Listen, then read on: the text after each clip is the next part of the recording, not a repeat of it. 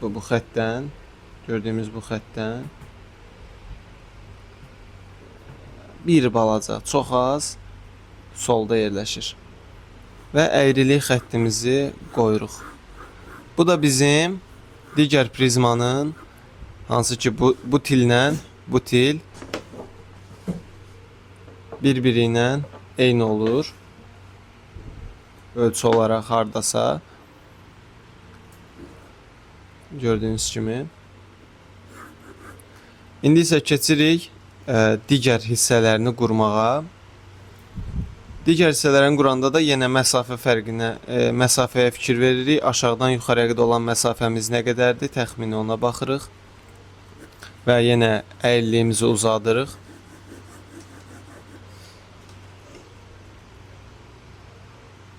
Eyni qaydada sol tərəfi də sona kimi uzadırıq. Ta sona qədər. Zaten əyrilikləri bunun üzərində göstərəcəyik. Və bizim burada bir əyriliyimiz var. O əyriliyimizi yerinə qoyuruq. Düşür bura. Bu əyrilik hansı əyrilikdir? Baxın, budur. Bunu götürürəm, qoyuram bura.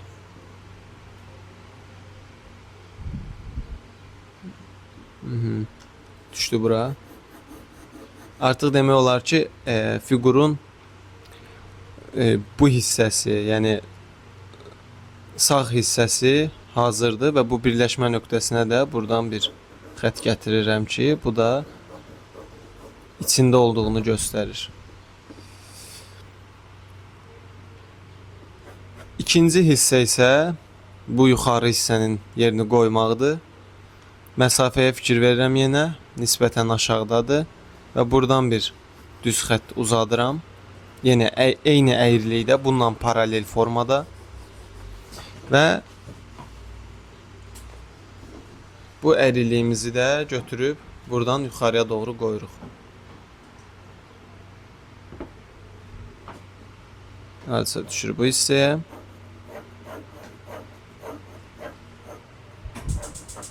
Və buradan da bura birləşdirirəm. Zaten bizdə də elədir. Eyni fiquru yuxarı hissədə yenə təkrar qoyacağım. Görəcəksiniz. İndi isə keçirik, yəni gördüyünüz kimi bu hissə hazırdır. İndi isə keçirik sol tərəfini qurmağa. Sol tərəfdə tin hazırdır. Tinin yerini bilirik zaten. İndi isə tapmalıyıq aşağı tinin yerini, sol tinin yerini və üst tinin yerini. Üst tinin də yeri elə bununla paralel formada gələcək. Yenə məsafə fərqinə fikir verin.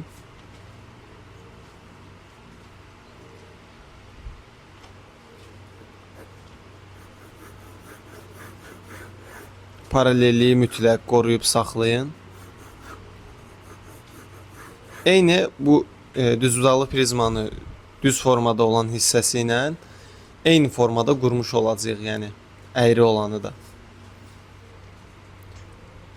İndi isə keçirik sol ön hissəni çəkməyə, aşmış prizmamızın, yəni əyri olan prizmanın.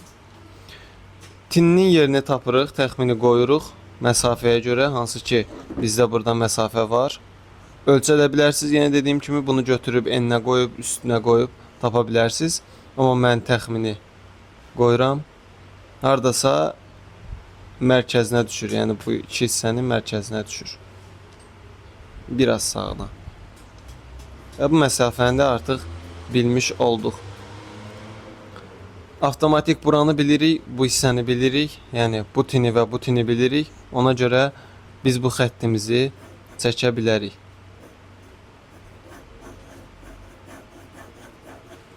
Bunu çəkdik. İndi isə aşağı hissədən olan məsafəyə baxıram. Yenə eyni qaydada, hardasa eyni bucaq altında aşağıya xətt çəkirəm ki, bu tinin də yerini tapmış oluram. Yəni bundan paralel formada, eyni əyrilikdə bu hissəni də tapmış olduq. Qalır bizdə ön hissə. O da çox sadədir. Bu ölçünü götürürsünüz. Eyni əyrilikdə qoyursunuz buradan. Düşür bu hissəyə. Hətta mərkəz xətti ilə demək olar ki, eynidir. Birinci ilk başda qoyduğumuz üstəgəllə hardasa eynidir. Və bunu da gətirib aşağı tilə birləşdiririk.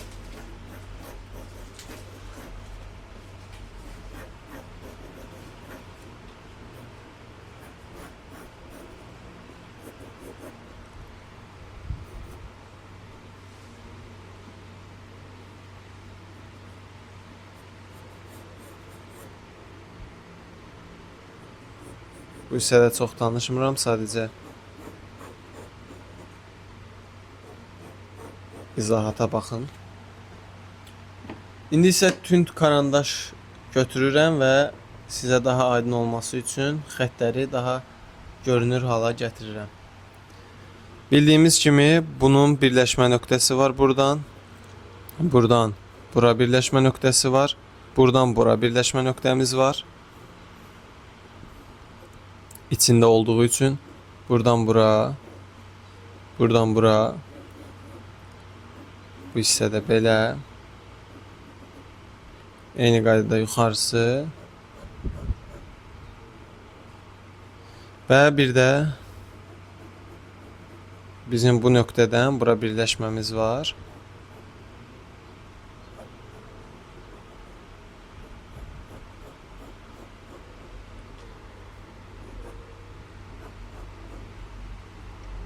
Buradan da bura.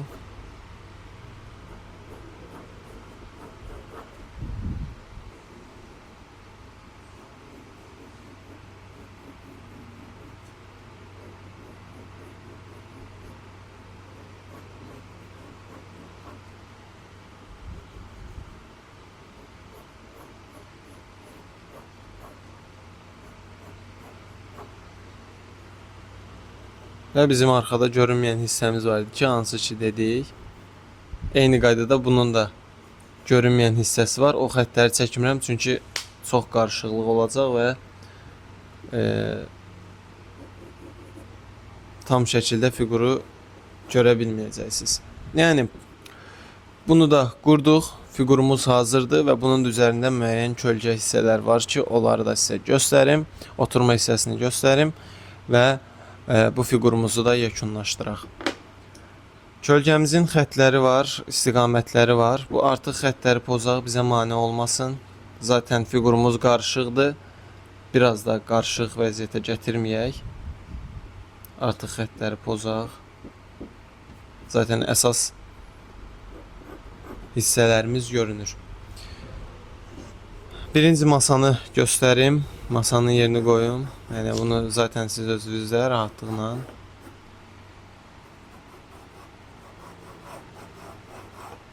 qoya bilərsiniz. Bunu rəsmə başlamamışdan öncə niyə qoymuram? Çünki orta xətlə bunu qarışdırıb fiquru səhv qurmuş olaram. Ona görə sonda qoyuram.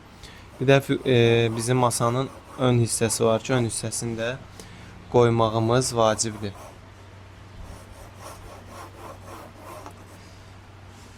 Qısaca desəm, bu cür fiqurların quruluşu adətən təxmini ölçülərə dayanır. Dəqiq ölçülərlə də tapmaq mümkündür. Bayaq göstərdiyim kimi, məsələn, buranı tapmaq istəyiriksə ölçünü götürürük, eninə qoyuruq və yaxud da buranı tapmaq istəyirik, bunu götürürük, yenə uzununa qoyuruq. Çünki ilk başda biz hündürlüyü və eni zaten yerini qoymuş oluruq. İndi isə keçək ştrixlərin istiqamətlərini göstərməyə. Bir dəqiqə mənim 2B karandaşım var. Ştrixlərin istiqamətlərindən öncə birinci kölgələr, işığın düşmə bucağı var ki, hansı ki sağ üst tərəfdən düşür. Ona görə kölgələrimiz var. Kölgələrimizin yerlərini qoyaq. Bu hissəyə buradan sola bir kölgəmiz gəlir. Belə bu formada bir kölgəmiz var. Burada da bu hissəyə düşən bir kölgəmiz var. Fiqurumuzun sağına tərəf və bir balaca kölgə də burada var. Bunların yerini qoyduq. İndi isə ştrixlərimizin istiqamətlərini göstəririk. Ştrixlərimizin istiqamətləri fiqurumuzun formasına görə qoyulacaq. və bunun çarpaz ştrixləri də atılmalıdır. Eyni qaydada bir də düz ştrixlər də atmalıyıq yuxarıya doğru və yaxud da yuxarıdan aşağıya doğru. Burada isə ştrixlər yenə formasına görə. Təbii ki, bunda çarpazları var. Ton fərqinə mütləq fikir verin. Ton fərqini qoymasaz figurumuz 3D təbii görünməyəcək. Eyni qaydada aşağıya doğru ştrixlərimiz var burada. Və yaxud da buradan da yuxarıya doğru ştrixlər və bunun çarpaz ştrixləri. Burada isə yenə əyriliyimizə görə ştrixlərimiz olmalıdır. Bu əyriliyi zaten buradan orta xəttdən qoyanda görürük ki, əyriliyi nə formadadır. Və bunun da çarpaz yuxarıya doğru ştrixləri qoyulmalıdır. İndi isə qısa bir ştrix atım, baxın, təxmini bir fikir yaransın. Ümumi tona salırıq yenə.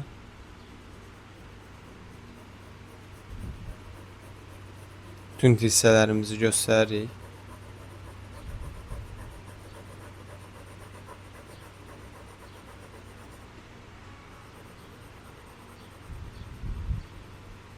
Bura. Sonra buranı kölgə ilə bir yerdə, hansı ki düşən kölgə var idi bunun üstünə.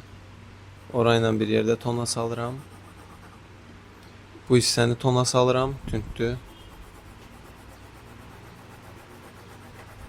Kölgə ilə bir yerdə, düşən kölgəsi ilə bir yerdə və buranı tona salıram.